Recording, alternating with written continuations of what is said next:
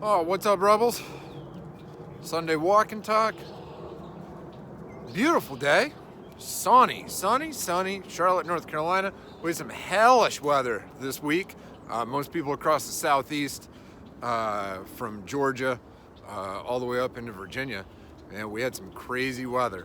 Had tornadoes touch down here in Charlotte. Crazy shit. Man, it snowed yesterday from Atlanta all the way up to Charlotte. And that snow, the snow actually stuck down in Atlanta. We had friends down in Atlanta, maybe their dogs playing outside in the snow, kids, sliding down hills and shit. Snow didn't stick here in Charlotte. It was too warm. But it was funny. We were in the middle of training yesterday and looked outside and, man, it was snowing out. It was no bullshit. Back to pretty nice out now. It's not warm out. Looks nice, but it's not warm out. It's not too bad. It's like 45 or so, which isn't too cold. So, nice day outside. Nice day for a walk. Get Queen Bitch over here. She already went for a walk. Apparently almost got into a little scuffle with another dog. They're all trying to, all the dogs are walking over here and they keep marking all over the same spot. So the dogs are starting to get pissed at each other. Anyways, man, so much to talk about. But I'm going to start off with Food Lion. The overzealous Food Lion cashier strikes again. This motherfucker took my cart, filled with groceries, and stuck it behind the service desk. So get this shit. Same motherfucker that tried to accuse me of stealing orange juice. We roll up to self-checkout, and we like to go through self-checkout because we like to bag our groceries in a certain order because we're crazy, and that's how far my OCD goes. So, we buy the same shit week after week, so we know how to pack our bags. So we don't let anybody, nobody's allowed to pack our groceries except for us. We pack our own groceries no matter where we go shopping. So I roll up to self-checkout, and the same motherfucker that wanted to accuse me of stealing orange juice is there, and they're shutting down self-checkout. We were late yesterday. We were late getting out of the gym, so we were late to the grocery store. So they were shutting down self-checkout. So we had to go to a regular line. And before we check out, we always go through our cart and we double check and make sure that we got all the shit that we normally get. We make sure we didn't forget anything. And we put chicken or beef stock on April's food to soften it up a little bit. She's 13. Her teeth are fine, but she doesn't chew on stuff much anymore. So I think her teeth are starting to not feel good or something. I don't know. She's fine, but so we soften her food up a little bit for her with the beef stock or chicken stock. So it was the one thing that we forgot. So we, Lindsay and I go walking down to get chicken or beef stock, and we left our cart over by self-checkout. And dipshit saw us with the cart. It's not like it just magically appeared. He saw us there talking to each other. He looked right at me, which I think that he fucking recognized I was the orange juice stealer. So Lindsay and I walk off to go get stock for the dog, and while we were up there, we realized that we frequently prep all of our meals for the week, and we forget to get something to eat for Sunday afternoon. We don't prep for Sunday afternoon, and we usually end up, either just not eating, or we end up eating not the best choices. So sometimes we remember to get something for Sunday afternoon. Sometimes we have leftover meals from the week if our schedule gets messed up, so sometimes we're covered, but a lot of times we're not. So we remembered, and we happened to be in the stock aisle, in the soup aisle, So we both thought we could just get soup for Sunday. We knew it was gonna be kind of cold out, so it's a nice day for a bowl of soup. So we were going over soup labels and comparing. There's some ridiculous soups with some insane calorie content, which doesn't bother me. You guys know, I'm over 3,500, 4,000 calories a day, so I could give a shit about, a soup that has 500 calories in it. But for Lindsay, who's trying to cut weight, it does matter. And you're not gonna eat half of a fucking can of soup. No one eats half of a bag of chips. You eat the whole damn bag. You eat the whole can of soup. It's ridiculous.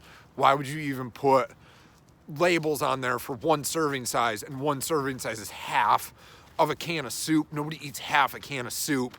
Campbell's, Progresso, guys are assholes. So now the new food laws, food label laws, you have to put the calorie and nutrition info for the entire canister, for the entire thing.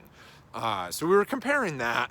It only took us a couple minutes. So we walked back to self-checkout, and this motherfucker took my cart and stuck it behind the service desk.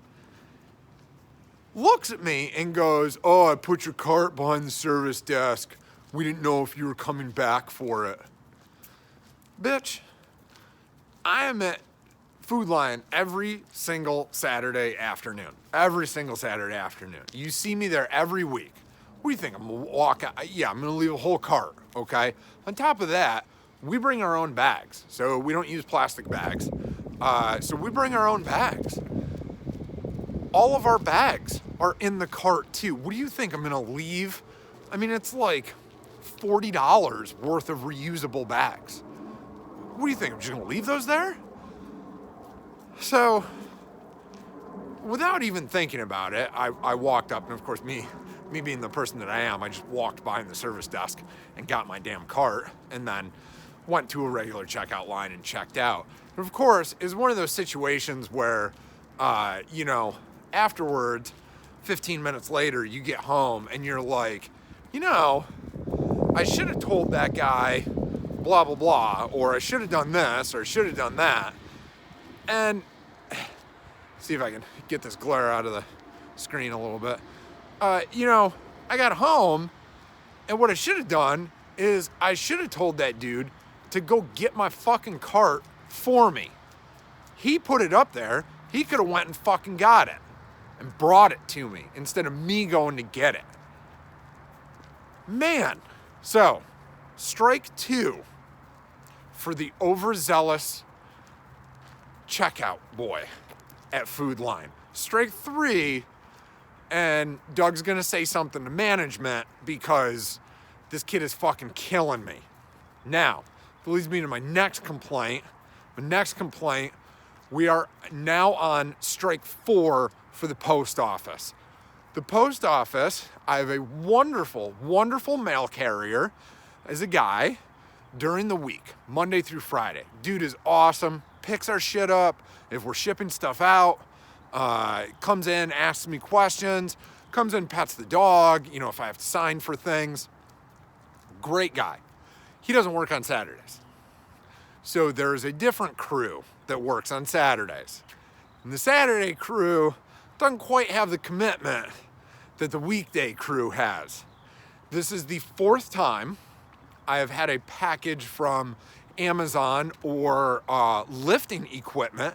I've ordered equipment from, Titan, Rogue, all sorts of people to be delivered to the gym, and it happens to come on Saturday. We're in the gym on Saturdays from 8, 9 in the morning until at least 3 in the afternoon, minimum. Repeatedly now, we get failed delivery attempts at the gym, and it says delivery attempted unsuccessful, door, that the front door is not accessible. There are people in the gym lifting at the front door. The front door is unlocked. The parking lot is wide open.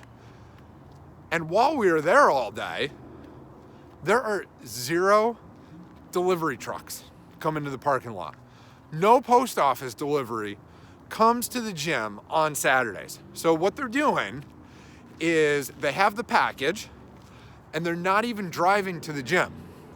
They have the package and they're just marking it not deliverable, front door not accessible, so that they don't have to drive to the gym. And then they get their route done early and then they go home early.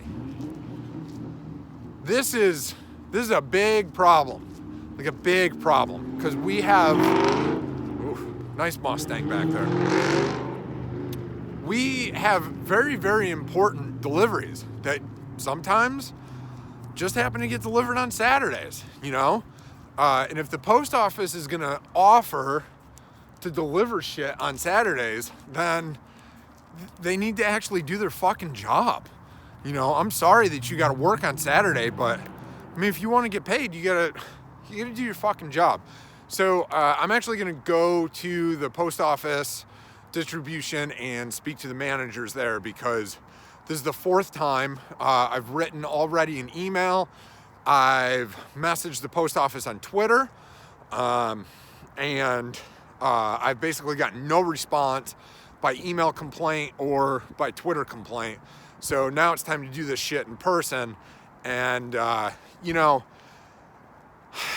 like, I hate for somebody to lose their job, but if you are so fucking lazy that you can't drive a truck to my door and deliver me a package that literally weighs 1 pound, then you don't deserve to work for the fucking post office. The government wonders why the fucking post office is failing. And yes, I know the post office isn't really part of the government, or they don't receive government funding, or, you know, they work off of, you know, shipping. They work off prices from shipping and stamps and blah, blah, blah. Whatever.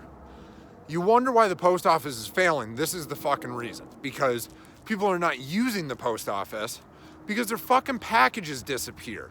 Now, I'm not even gonna get into what happened 2 years ago when the post office lost a $400 computer and refused to investigate where that computer went or how it disappeared from their distribution center down in Atlanta.